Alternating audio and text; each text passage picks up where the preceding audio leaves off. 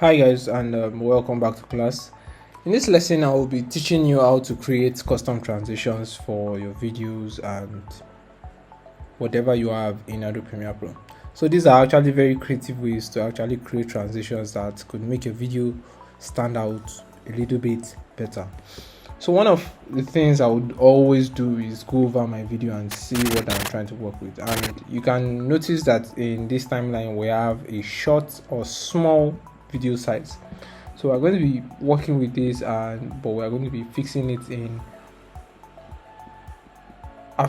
effect control using the zoom in tool. So in the zoom in tool, I'll also be trimming the beginning up until those points, and I'll be joining this back to where it's supposed to be. So I like it to stay on layer 1 and leave it that way to move. So when you play this is what you have from the end to the beginning. So what I'm more particular about is how these two sync together. And how do they sync together? One of the few things you will need to lay your hands on is called a light leak. So a light leak is some sort of video that has light flares, that has compilations of light flares that you could just make good use of off from YouTube. So you could download them or get access to them through YouTube, or you could buy them.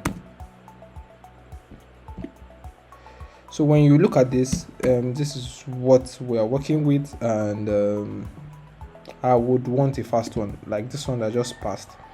So this one that just passed, I'm just going to be setting my markers for them, and I'll just be dragging the video alone over the top of these two videos. And to the top of these two videos, you can see that my video quality or my video dimension is small compared to what we have, and I'll also be fixing this one using the scale option in Adobe Premiere Pro.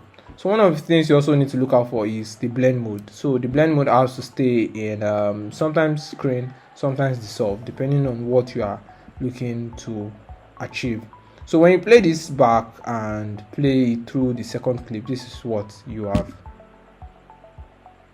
You can see how the light comes and actually introduces the next clip, but I'll be taking this forward since I want my video to actually hit the nail on the head.